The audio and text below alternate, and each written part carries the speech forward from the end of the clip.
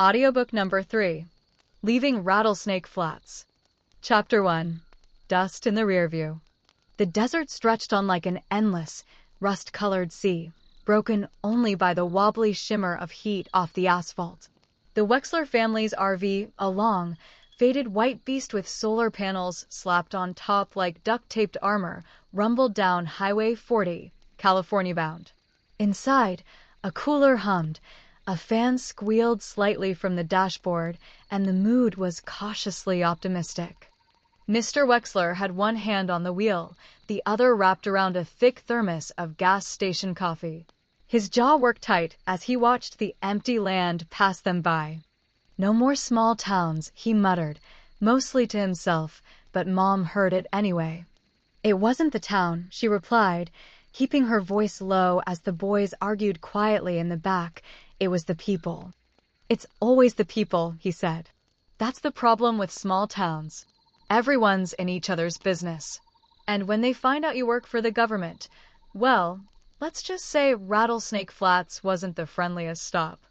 Mrs. Wexler gave a small nod, her eyes flicking to the side mirror where a sign for Sunpine Campground, 12 miles, had just zipped past.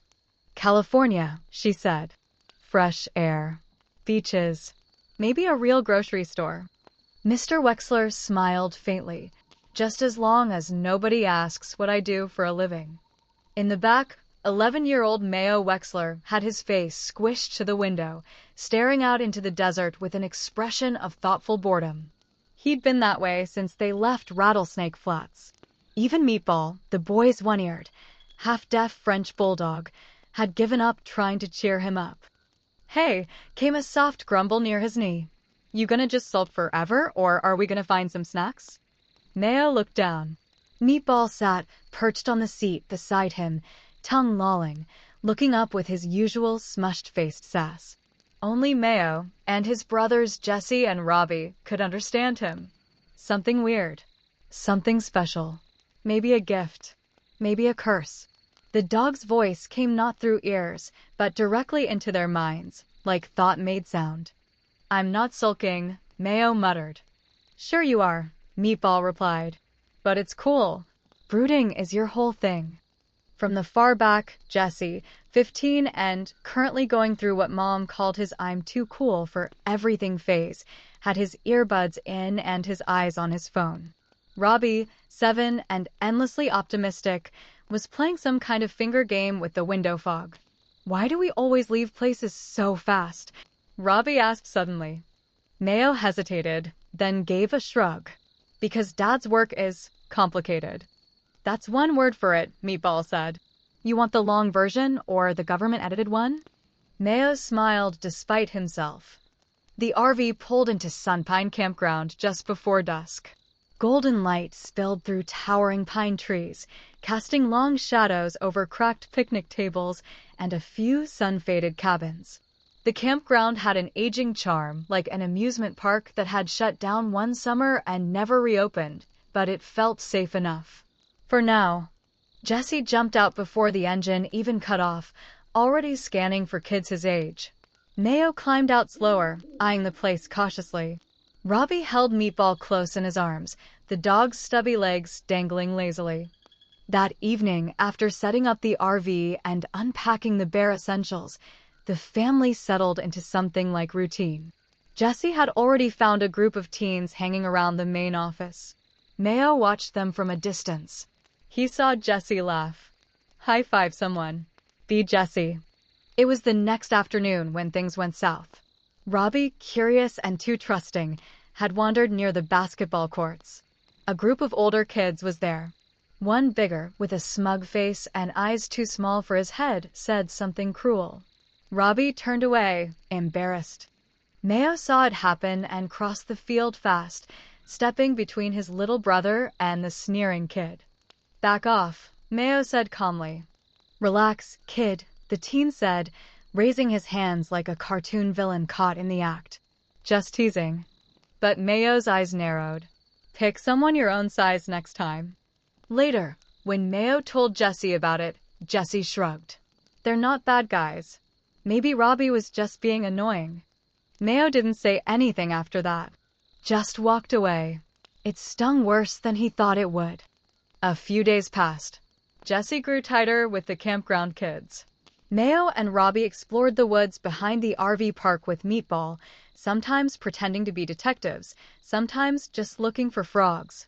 Mr. Wexler stayed locked in the RV's corner desk, typing furiously, working on contracts no one could see.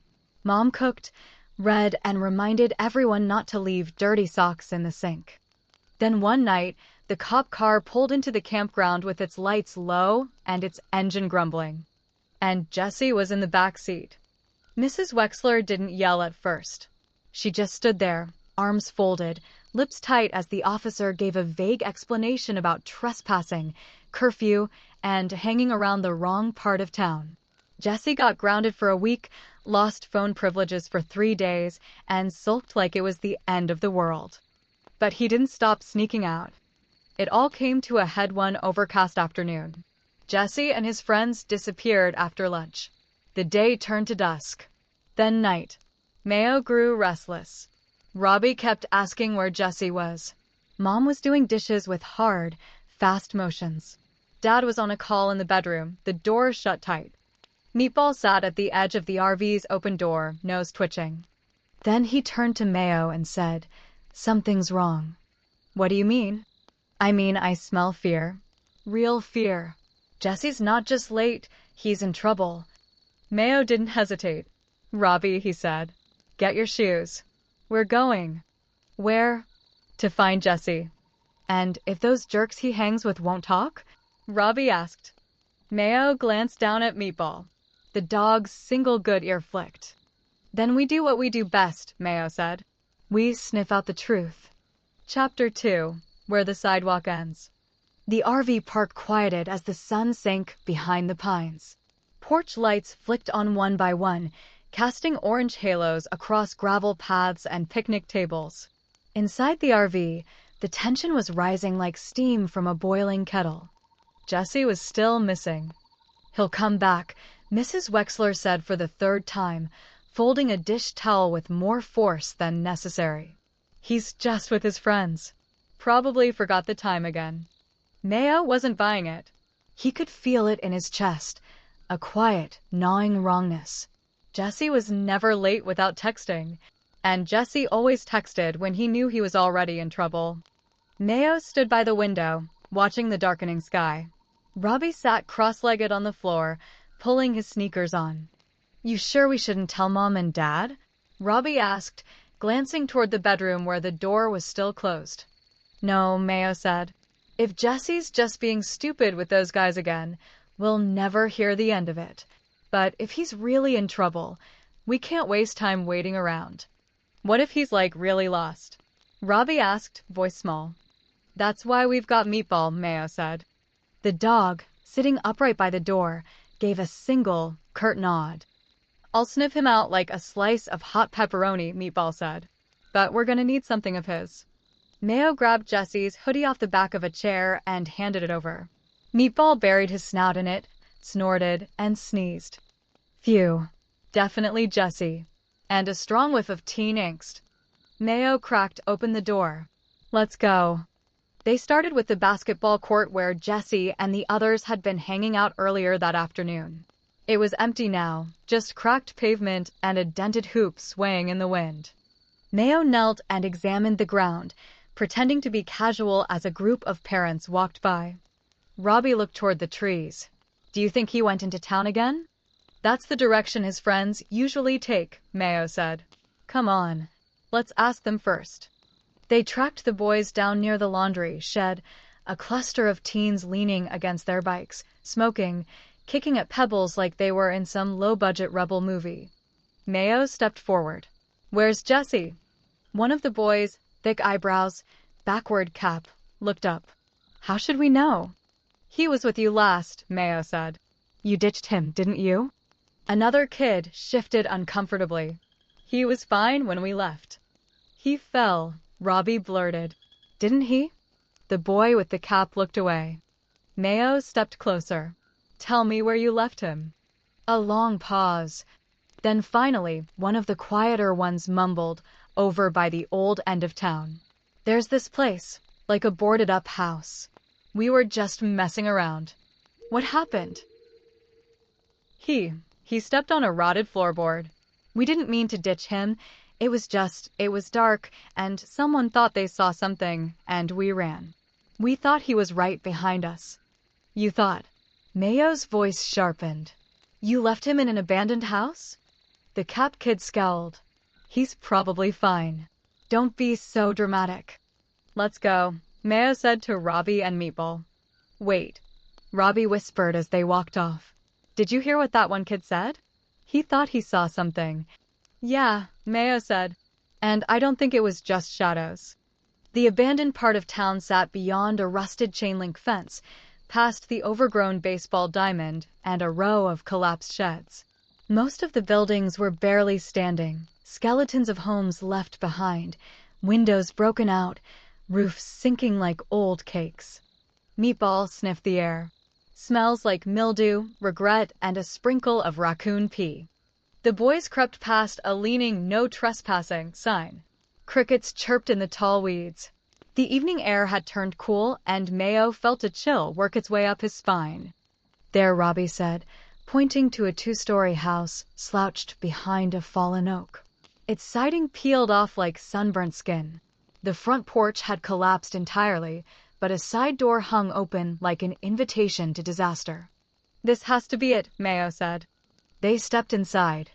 The air was thick with dust and something else, something faintly metallic.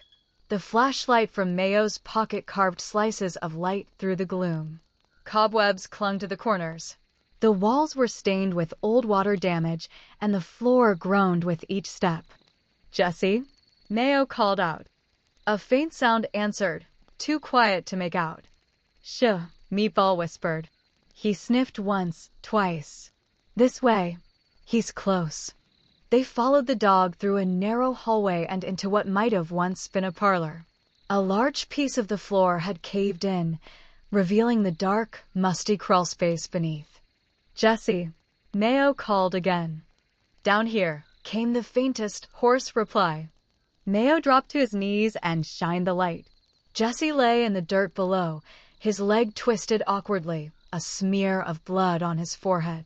His eyes fluttered open. About time, he groaned. Mayo grinned, equal parts relief and adrenaline. Hold on. We're getting you out. It took some doing. Mayo lowered a length of old curtain knotted into a rope, with Meatball barking instructions from above like a grumpy foreman. Robbie stayed brave, whispering encouragements. Jesse was weak, but with help, he managed to pull himself halfway up, groaning through the pain. Once he was safely out, they staggered back to the edge of the abandoned district, half carrying him between them. The moment they crossed the broken fence line, the campground lights looked like heaven. Mrs. Wexler saw them coming and sprinted over, tears springing to her eyes as she threw her arms around her son. What happened? Where were you? Mr. Wexler was already on the phone with 911. Robbie sat on the ground, hugging Meatball tight. Mayo didn't speak. He just looked back toward the darkness they had come from.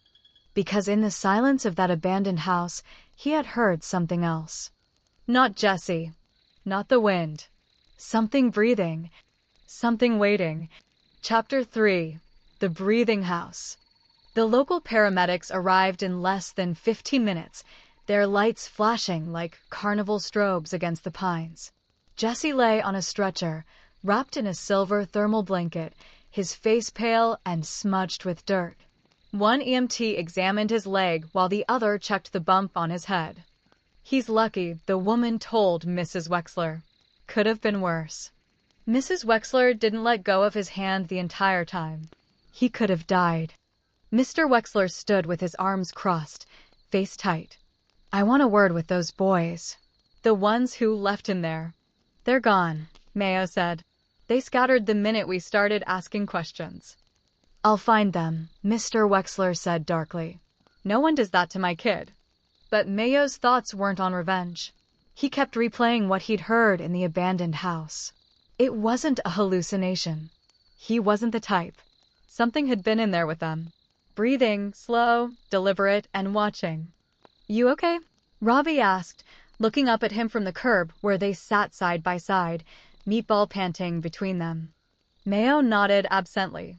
No, you're not, Meatball said. You've got that storm cloud face again. There was something in there, Mayo whispered, leaning in so no one else could hear. Something else. Meatball's head cocked. Describe it. I don't know. I didn't see anything, but I heard it right before we left. Just this low, slow breathing, like it wanted us to know it was still there. Could be an animal, Meatball offered. Mayo shook his head. No, it was too still, too patient. That night, Jesse was back in the RV, his ankle wrapped in a temporary cast and propped on a pillow. He had a pair of bruised ribs, a mild concussion, and a fresh sense of humility. I'm an idiot, he muttered from the couch as Mayo passed him a glass of water. Yeah, Mayo said. You are. Jesse smirked. You could at least pretend to be nice. You left us behind for those jerks. And they left you. You're lucky we even found you. I know, Jesse said quietly. There was a long pause. Then Jesse added, thanks for coming back for me. You'd do the same. Jesse gave a weak laugh. Maybe. Probably. If Robbie guilt tripped me into it. As the boys drifted off to sleep, Mr. and Mrs. Wexler sat outside in folding chairs, whispering under the stars. Mayo lay awake in his bunk, staring at the ceiling while Meatball snored softly at his feet. He kept thinking about that house. About how even the air had felt wrong inside. About the look on Jesse's face, not just fear, but confusion. Like something had happened before he fell. Something he wasn't saying. Then Mayo remembered something else. The boy at the basketball court. The one who'd said, we thought we saw something. What did they see? He rolled over and whispered, Meatball. The dog didn't stir. Meatball, he hissed again. The bulldog cracked one eye. Ugh. What? Tomorrow. I want to go back. Meatball lifted his head. Back? To the house? The one that nearly ate your brother. I have to know what's in there. There was a long silence. Then Meatball groaned. Of course you do. Because you're allergic to peace and quiet. The next morning was unusually foggy, a thick gray haze settling over the pines like smoke. Mr. Wexler was on a call, muttering about security clearances and contract breaches. Mrs. Wexler left early to get medicine for Jesse from a nearby pharmacy. Robbie was busy teaching himself how to do magic tricks with playing cards. Mayo grabbed his backpack and slipped out with Meatball trotting behind. They made their way past the chain-link fence, now sagging in the middle, and cut through the overgrown field toward the row of abandoned houses. In the daylight, the house looked less terrifying, but only just. The broken windows stared out like empty eyes. The porch had fully collapsed overnight, like the house had exhaled and given up. Last chance to turn around, Meatball said. Mayo didn't answer. He pushed open the side door. They stepped back into the house. It was quiet. Too quiet. Mayo moved slowly, retracing their steps to the broken floor in the parlor. The beam Jesse had fallen through was still split wide, the crawl space beneath dark and damp. Mayo pulled out his flashlight and examined the room. Dust had settled over everything like a sheet, but there on the wall just beside the staircase was something new. Scratches. 4 of them. Long, deep, as if carved by claws or nails. He started. I see it, Meatball said. Those weren't here before. Mayo stepped closer. The scratches weren't random. They looked intentional, like they were part of a shape, a symbol. Suddenly, a thud echoed from upstairs. Both Mayo and Meatball froze. Another thud, then a dragging sound. Meatball growled, low and warning. Nope, nope, nope, nope. Mayo's heart pounded. He took one step back, then another. The dragging stopped. The house fell silent again. Mayo backed all the way out the door and into the daylight, Meatball close behind. Okay, the dog said, licking his lips nervously. So, We agree this place is haunted, cursed, or infested with something bad, right?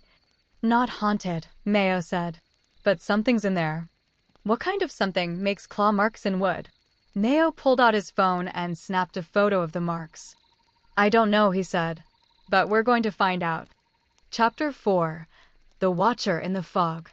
Back at the RV, Mayo tried to act normal. He sat at the little kitchen table with Robbie, flipping through a worn deck of cards while Meatball slept with one leg twitching mid-dream. Jesse lay on the couch, flipping channels with one hand and cradling a bag of frozen peas on his ankle with the other. Mrs. Wexler had made grilled cheese and soup. Mr. Wexler was outside, still arguing with someone on the phone, words like surveillance clearance and Operation Grid filtering through the open window. But Mayo couldn't stop thinking about the claw marks. They burned in his mind like hot metal. And that sound upstairs slow, heavy dragging. It was like the house was alive. Like it wanted someone to come back. That night, Mayo couldn't sleep. Neither could Jesse. You're still up, Jesse whispered from the couch. Mayo turned over in his bunk. Yeah. About the house, Jesse hesitated. I lied. Mayo sat up. Lied? Jesse's voice dropped even lower. Before I fell. I saw something. It was in the corner. Upstairs, I think. It moved, but not right. Like it was crawling sideways. Mayo felt a chill work through his arms. I thought maybe it was an animal, Jesse continued. But the way it looked at me, it had eyes, Mayo. Big, round ones. And it didn't blink. Just watched me through the wall slats. Mayo's heart thudded against his ribs. Why didn't you say anything? Because I thought maybe I imagined it. I hit my head pretty hard. And I didn't want Mom and Dad to flip out and make us leave again. Mayo didn't reply. But deep down, he knew. Jesse hadn't imagined it. The fog was thicker the next morning, clinging to the campground like cold cotton. The sun barely broke through, a pale disk smothered by mist. Mrs. Wexler made pancakes, trying to keep things normal. Jesse pretended to be fine. Robbie juggled oranges. But everyone felt it, that quiet pressure, like the air itself was listening. While Dad worked in the RV bedroom with the door closed, Mayo pulled Robbie aside. I need you to keep Meatball company this time, Mayo whispered. Robbie looked up. Wait, you're going back? Mayo nodded. I want to look upstairs. Just once. I need to know if Jesse's thing is still there. That's crazy. I'm not taking Meatball either. Too risky. If it's something alive and dangerous. You're not going alone, Robbie said, crossing his arms. I won't be, Mayo said, slipping Jesse's phone into his pocket. I'm calling you the second I see anything. Robbie didn't like it. Not one bit. But he nodded, eyes wide. If you're not back in 20 minutes, I'm waking Dad. Mayo biked to the abandoned district. The fog clung to the streets like smoke from a slow fire. The house loomed ahead, grayer than before, like it had aged 20 years overnight. He pushed the door open and stepped inside. Every instinct told him to leave. But he climbed the stairs anyway. Each step groaned, bending under his weight. He passed a broken window where the wind whispered through torn curtains. Wallpaper curled in the corners. A child's old shoe sat in the middle of the hallway, dusty and still. Mayo turned toward the room where Jesse had claimed to see it. He stepped inside. Nothing. Just broken furniture, shredded carpet, and a water-damaged ceiling. He sighed. Then he saw them. More scratches. Not just on the wall this time, but carved into the floorboards. Circles. Spirals. A shape he didn't recognize, repeated again and again, always in groups of 4. Something about it felt ancient. Not random. Deliberate. He knelt, reached out. A loud creak echoed behind him. He spun. No one. Then, a click. The bedroom door shut on its own. Mayo bolted across the room and yanked it open. No one was there. The hallway was empty. His breath came fast. He turned to leave. And then something passed by the window outside. Just a shape. Tall. slender, moving through the fog. Watching, he ran the whole way back, skidded to a stop at the RV, and slammed the door behind him, panting. Robbie dropped the bowl of cereal he was holding. "You okay?" Mayo didn't answer. He walked to the table, pulled out a notepad, and sketched the symbol he had seen. Jessie stared at it. "That's the same thing." "What do you mean?" "I saw it, carved into the wall, before I fell. I thought it was graffiti." Mrs. Wexler came in holding a bag of groceries and paused. "What's that you're drawing?" "Nothing," Mayo said quickly, sliding the paper under a book. But it wasn't nothing. It was a warning. A sign. Someone or something had left it behind. And Mayo had a feeling this was just the beginning. Chapter 5. The Man with the Yellow Teeth. Jessie was the first to say it out loud the next morning. "We should tell Mom and Dad." "No way," Mayo snapped. They were in the RV's bunk area. Outside, the campground bustled with ordinary life, kids riding scooters, a mom jogging past with a golden retriever, a man whistling as he grilled something on a smoky campfire. But inside the RV, the boys were circled around the notepad like it was some kind of cursed relic.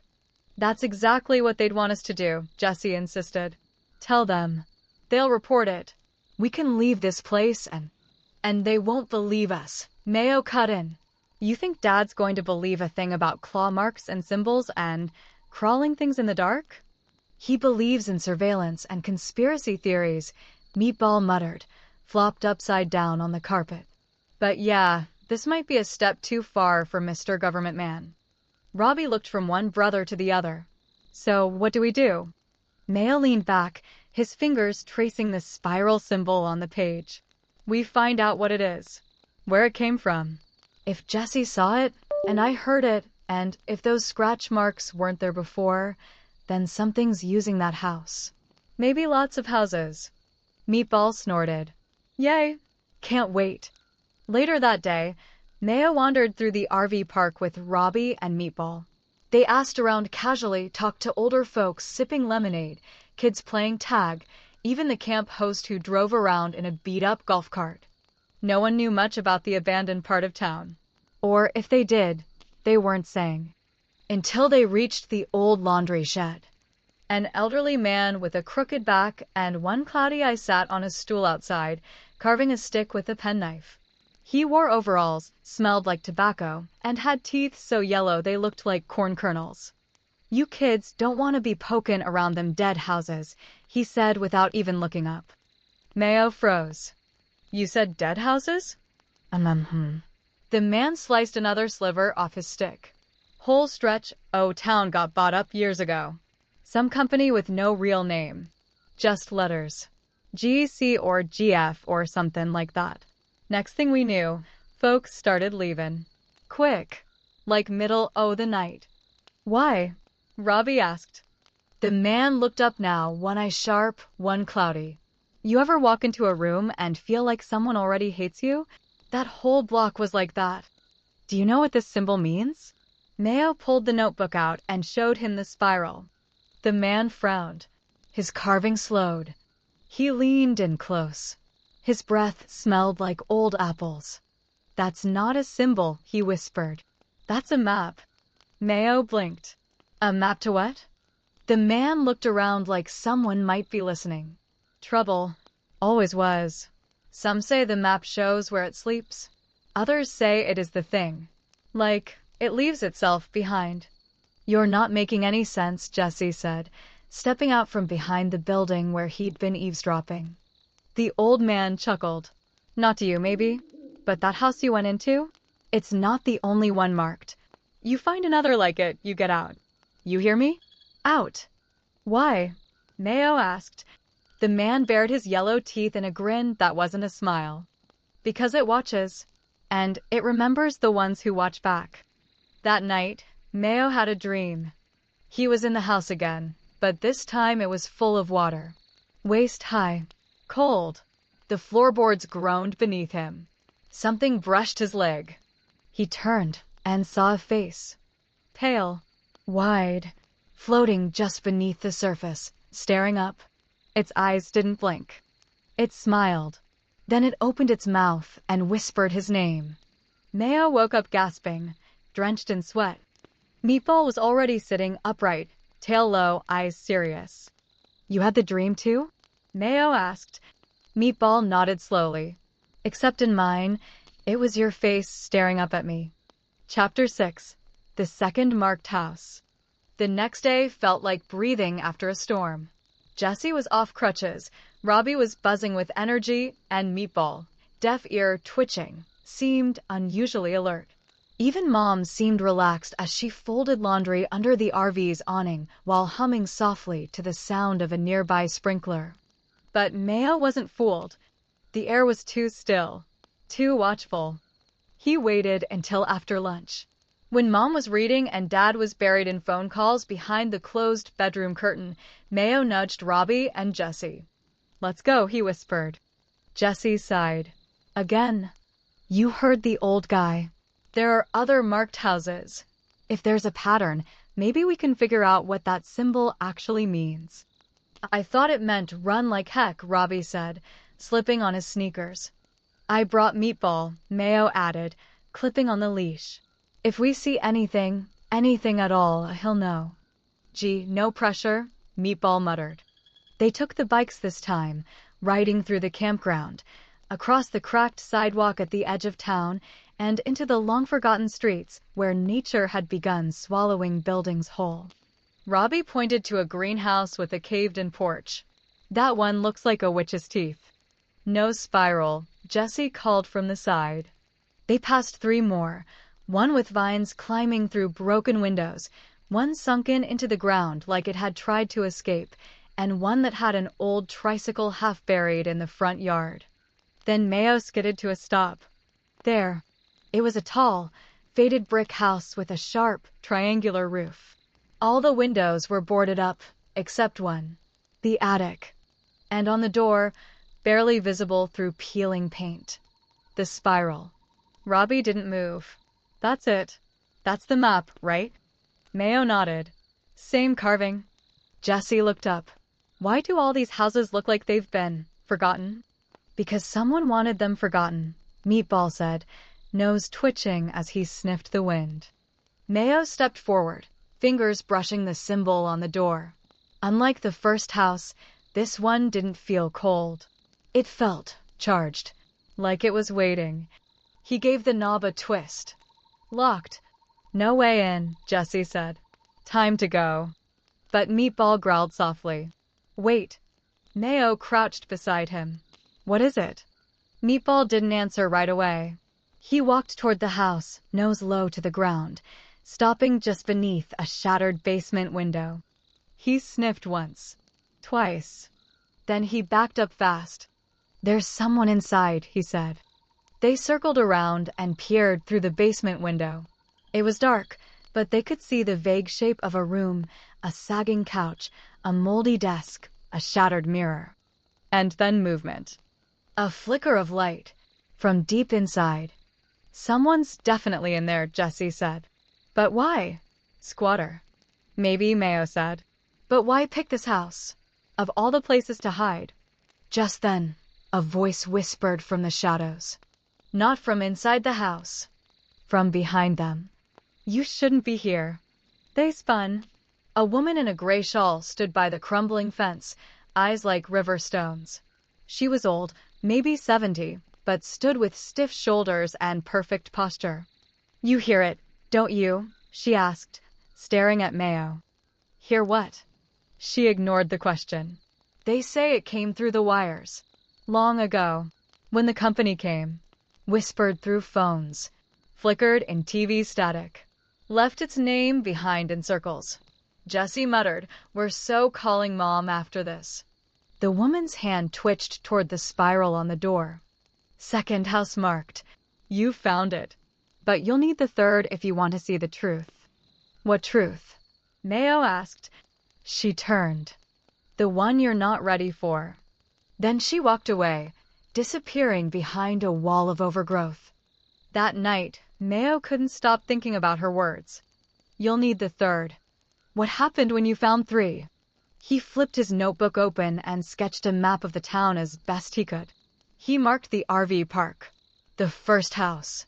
Now the second. A shape began to form. Not a triangle. Not quite. Something else. Then he saw it. 3 spirals, aligned like a signal. Not random. A path. A pull. Something was guiding them. And Mayo was starting to wonder. What if it wasn't a thing they were chasing? What if it was a trap? Chapter 7. The Third Signal. The next morning, the fog was gone, burned off by a crisp California sun. But Mayo woke with a knot in his stomach. He stared at the sketch in his notebook. 3 spirals. 3 houses. The pattern was undeniable now. It pointed somewhere. And today, he was going to follow it. "Don't tell Mom," Mayo said as he passed Jessie a granola bar and tossed Robbie his shoes. "She'd ground us to another state," Jessie muttered. They loaded into the bikes and set off again, Meatball loping beside them, his good ear flicking at every sound.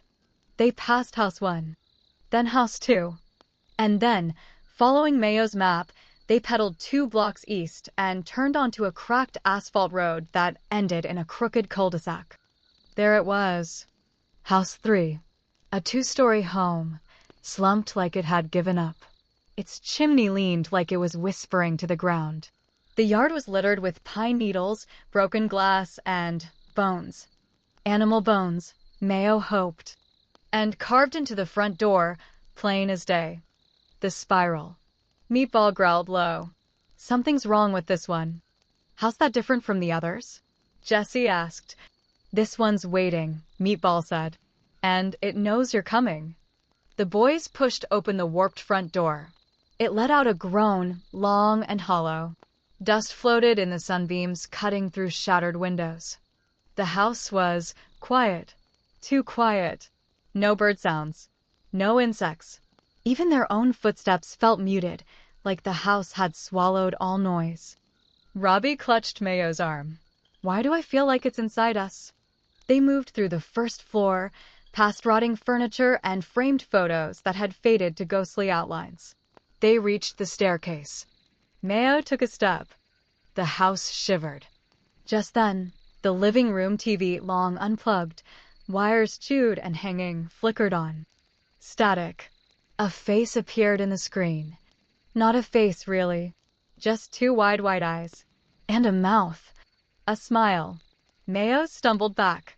"Did you see?" The screen went black. They were all silent for a long time. Jessie broke it. "We need to go." Mayo's mouth was dry. "No. I think this is what it wants us to see." He led them upstairs. Every step creaked under his weight.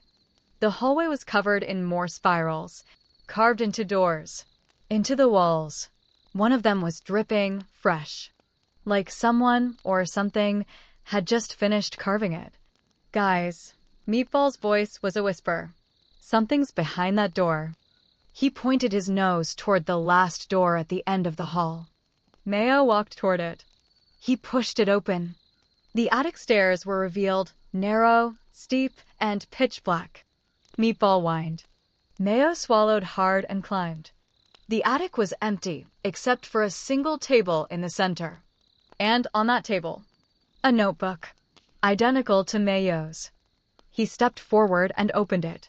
Inside were pages filled with the spiral, over and over again. Spirals with arrows, spirals with numbers, spirals with names. Jessie, Robbie, Mayo. The last page was blank, except for one line. "Now that you've seen the third, you can no longer forget." The boys ran all the way home. Mayo didn't remember breathing until they were back inside the RV, doors locked, blinds drawn. "What was that?" Jessie whispered. "That book had our names." "It knew we were coming," Mayo said, heart pounding. Meatball curled up under the table, staring at the door. "It's marked you now. All of us." "Marked us for what?" Robbie asked. Nobody had an answer. Not yet. But as night fell over the campground and the wind began whispering through the pine trees, Mayo had the horrible sense that something had begun. Something old. something patient, and it wasn't going to stop until it finished what it started. Chapter 8. The Whisper Files. Mr. Wexler sat at the small table in the RV, laptop open, coffee steaming beside it, and a deep line of worry etched between his eyebrows. Mayo hovered in the doorway, watching. "Dad?" he asked. Mr. Wexler looked up. "Hey, bud. Everything okay?" Mayo hesitated. "Can I ask what you're working on?" His dad gave a small smile. "Classified government stuff. You know, databases, procurement records, boring stuff." "Why?" Mayo stepped forward.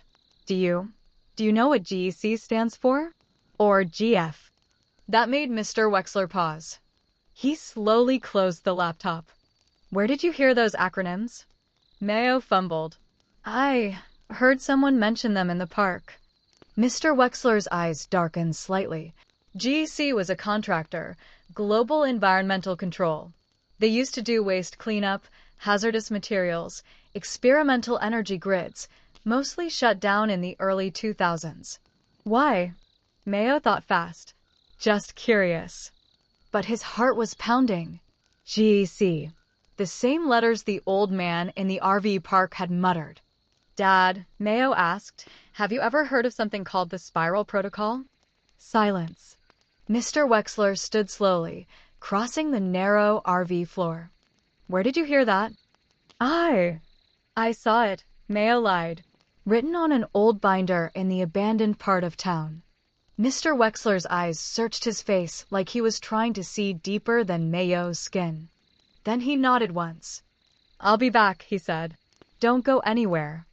An hour later, after pretending to nap, Mayo snuck out of the RV and down to the campground's old maintenance shed, where the Wi-Fi signal was strongest. He opened Jesse's old tablet, logged into a guest account, and started digging. GEC. Spiral Protocol. Third house. Nothing at first. Just junk. Obscure forums. Dead links. But then, a page with no title. Just black text on a white screen. The Whisper Files for those who've seen the spirals. For those who hear it. 3 houses, 3 signals.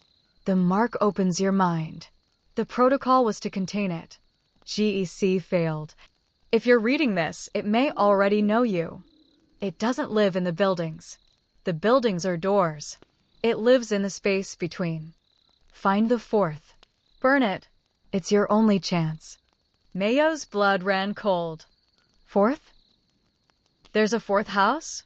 That night, he couldn't sleep. The spiral was everywhere, behind his eyes when he blinked, in the whirls of his fingerprints, even in the hum of the RV's appliances. At 3:12 a.m., Meatball crawled into his bed. "It's moving," the dog whispered. "What is?" "The thing behind the spiral. It knows we're asking questions." Mayo stared at the ceiling. "There's a 4th house. I think it's the end of the pattern." "Or the start of something worse," Meatball said. The next morning, Jesse and Robbie were already awake. Mayo told them everything.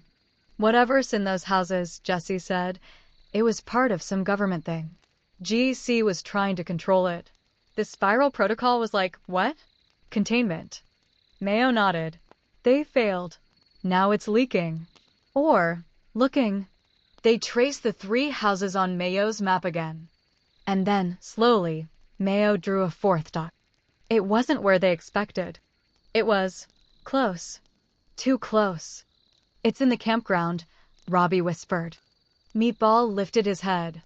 "Lot 33, Mayo said. "That old RV that's always dark. The one no one ever sees anyone go into." "The one that smells like dust and copper?" Jesse asked. "Exactly." They looked at one another, every breath charged. This wasn't just about symbols. This was about something alive. Something hiding. And Lot 33 was calling. Chapter 9. Lot 33. The campground was quiet, almost too quiet, the morning they set out to investigate Lot 33. Breakfast had barely settled when Mayo gave Jesse and Robbie the signal. They moved like shadows between the rows of RVs, Meatball glued to Mayo's side, tail stiff and low. Lot 33 sat at the very back of the park, wedged between a dry creek bed and a leaning water tower. Its RV looked ancient, the kind with yellowing sides and plastic blinds that never moved. No one had ever seen a light on. No lawn chairs. No kids' bikes. Just silence. And spirals. 3 of them. Faintly scratched into the metal door. "I don't like this," Robbie whispered. Jesse rubbed the back of his neck. "It's like the house swallowed its own air." Mayo stepped forward. He knocked. Nothing. He glanced at Meatball. The dog's hackles were raised. "It's in there," he said. Behind the silence. They circled the RV. The windows were tinted black. The tiny back stairs were caved in, but the side door, though rusted, was unlocked. Mayo gripped the handle, took a breath, and pulled. The door let out a groan like something exhaling after a long sleep. Inside, the RV was dark, the air heavy with mildew, static, and something else. Rotting wires. They stepped inside. The main room was a wreck, piles of papers stacked to the ceiling, every surface covered in diagrams, charts, and printed pages with phrases circled in red. Neuroresonant design. Spiral amplification test number 3. The eye between frequencies. At the far end of the room, a dusty screen flickered. An old reel-to-reel projector clicked softly, playing nothing but white noise on a loop. And beneath it, taped to the wall, was a photograph. Mayo pulled it down. It showed a much younger Mr. Wexler, in a GEC uniform. His heart sank. "Guys," he said slowly, "Dad didn't just work near GEC." "He was GEC," Jesse whispered. Meatball growled. "And he never told you." They heard it then. Whispering. Soft and strange, like a broken voice speaking through static. It came from the bathroom door, slightly ajar. It wasn't human, but it wasn't not either. Mayo stepped toward it. The whispering grew louder. He pushed the door open. The bathroom was covered in spiral carvings floor to ceiling. On the mirror, someone had scrawled, "You are the door," and written underneath, in smaller, shakier script, "IT needs a host." Just then, the door behind them slammed shut. The projector flared. And for one brief second, something flashed across the wall in flickering light. A face, pale, unmoving, wide white eyes and an endless, black smile. Then darkness. They scrambled out the door, panting in the sunlight, hearts racing. Back in the RV, Mayo stared at the photo in his hands. "Dad lied," he whispered. "He didn't leave GEC. He brought it with him." Meatball's voice was tight. "There's something worse. That notebook in the third house? It had your name. Your birthday, too." Mayo froze. "No way," Jesse said. "I saw it," Meatball insisted. Top of the last page. Subject M, 11. Mayo sat down hard. They weren't just chasing spirals. They were the experiment. That night, Mayo confronted his father. Mr. Wexler didn't deny it. He sat across from his son, face hard with guilt and resignation. "I tried to bury it," he said. "I thought I could keep you all safe." "What was it?" Mayo asked. Mr. Wexler looked him in the eye. "A signal. A living frequency. Not a ghost. Not a monster. Something between dimensions. The spiral was the way in. GEC thought we could control it. We couldn't." "You used me," Mayo said. "No. They did. I got you out before they activated Phase 3. But it doesn't matter now. It found you again." That night, Mayo didn't sleep. Because now he knew. He wasn't just solving the mystery. He was part of it. And whatever it was waking up. Chapter 10. Subject M, 11. The sun rose pale and cold the next morning. It didn't feel like California anymore. It felt like the beginning of something else. Something wrong. Inside the RV, the air was tense. Mom had noticed it now, too. The way the lights flickered when Mayo walked by. The way the dog barked at corners of the room. The way Mr. Wexler kept glancing out the window like he expected someone or something to come knocking. After breakfast, Mayo sat at the table with his father. His hands trembled slightly, but he held Mr. Wexler's gaze. "I need to know everything," Mayo said. Mr. Wexler hesitated. Then he sighed. "All right." He opened his laptop, typed in a passcode longer than Mayo had ever seen, and brought up a hidden folder labeled Spiral Protocol, Black Level. He clicked it. Video files, scanned documents, test logs. Mayo's name was on half of them. "I was recruited by GC in 2008, Mr. Wexler began.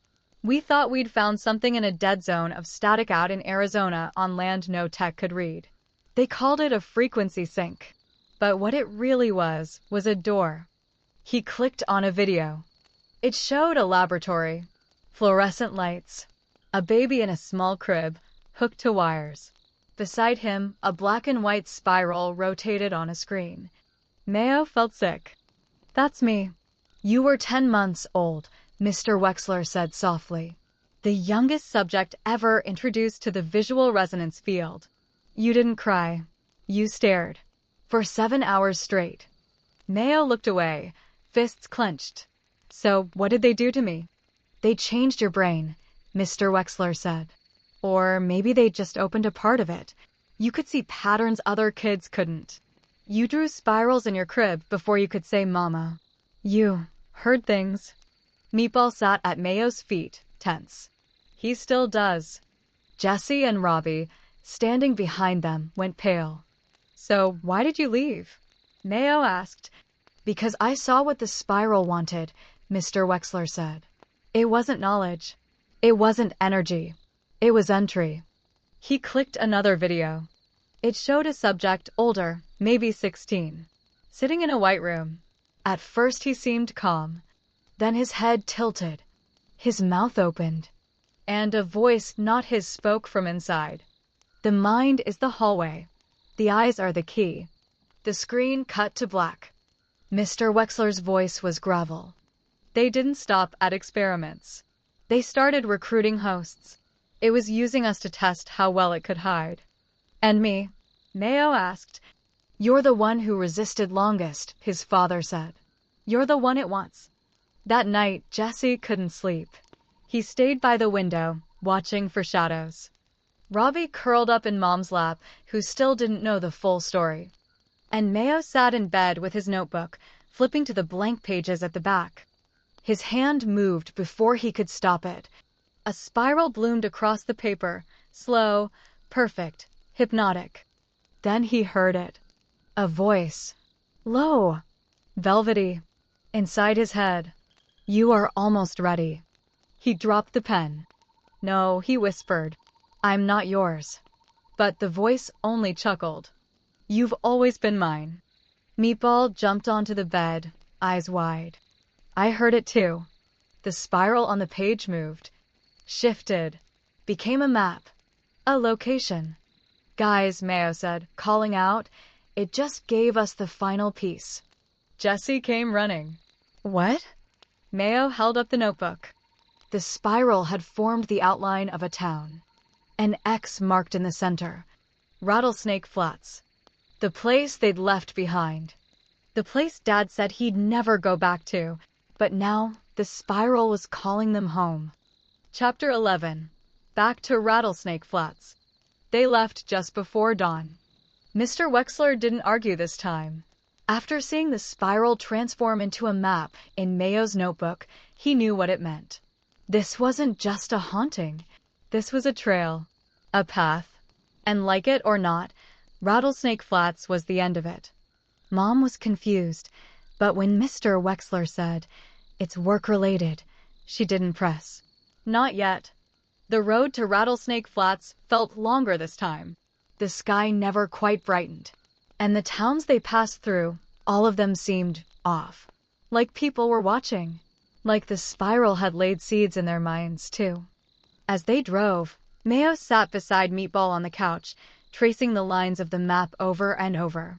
Jesse sat silently by the window, staring into the empty desert. Robbie tried not to cry, but his little voice finally broke the silence. Is it gonna hurt us? No one had an answer. Not even Meatball. The RV rolled into Rattlesnake Flats just after noon. Nothing had changed, and that was the creepiest part. The same broken neon signs buzzed weakly above the same boarded-up storefronts. The wind still carried the same dusty silence. It was like the whole town had been put under glass the moment they left. Jesse pointed to the water tower. There, he said. The X on the spiral map, it's near that. Mr. Wexler parked the RV in a crooked space beside the old sheriff's office. No one came out. No one said a word.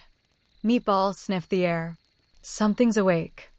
They followed the map through a narrow alley behind the old pharmacy. The air turned cooler, heavier. As they rounded the back, they saw it. A trapdoor in the earth, half buried, covered in metal spirals engraved deep into the steel. This was hidden before, Mr. Wexler whispered. We would have seen it last time. Or, Mayo said, we weren't ready. He reached for the handle. It was warm. Too warm. He pulled.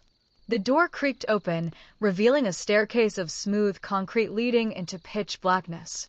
They descended slowly, Mr. Wexler leading, Mayo second, the others close behind. No sounds. No echoes. Just a faint hum, like a pulse. At the bottom was a chamber. Round. Walls covered in spirals and strange glass panels. In the center, a chair. And on the floor, painted in deep red. Subject M. 11. Final resonance trial. Mayo felt his knees weaken. In deep, Mr. Wexler put a hand on his shoulder. I didn't know about this place. But Mayo barely heard him. Because behind the chair, the wall began to shimmer. Like water. And, from the shimmer, a face stepped through. It was tall, thin, wrong, eyes like endless holes. Its body flowed like static, dressed in nothing but shadow and spirals. It spoke. Not aloud. In their minds. Welcome back, door. Jesse backed away. What is that? A signal, Mr. Wexler said. A living one. The creature looked at Mayo. You opened the first gate when you were 10 months old. The second when you began to draw. The third when you sought me out. Now, the fourth awaits. Mayo clenched his fists. You don't control me. It tilted its head. No, but you carry me. And then it lunged. But not with claws or teeth with sound. A shriek like 1,000 radios playing backward filled the chamber. Everyone dropped to their knees except Mayo. He stood. And as the spiral on his notebook glowed in his pocket, something answered inside him. Not fear. Fire. And Mayo said, in a voice that wasn't his, I am not your door. I am your wall. The creature screamed. The spiral symbols on the walls cracked. The shimmer collapsed. And everything went dark. When they awoke, they were back in the RV. The trapdoor was gone. Rattlesnake Flats was silent. The spiral had vanished from Mayo's notebook. Jesse looked around. Was that real? Meatball's ears twitched. Oh, yeah, but I think... He turned to Mayo. I think you locked it out. For now. But Mayo knew this wasn't the end. He could still feel it, faintly. In his bones. His dreams. It would try again. But next time, he'd be ready. Chapter 12. The Road Ahead. They didn't speak much as they left Rattlesnake Flats. Mr. Wexler kept both hands on the wheel, knuckles white. Mom, still confused but sensing the heaviness in the air, held Robbie close and hummed a quiet tune she used to sing when they were babies. Jesse stared at the horizon, one foot tapping restlessly against the cabinet under the window.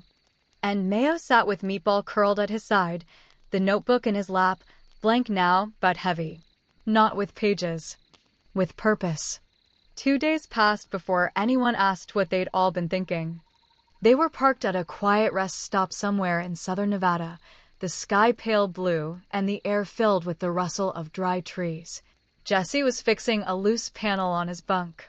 Robbie was drawing swirls in the dust. Mom was cooking pancakes. Normal things. Then Dad said, "I think we need to talk." They all stopped.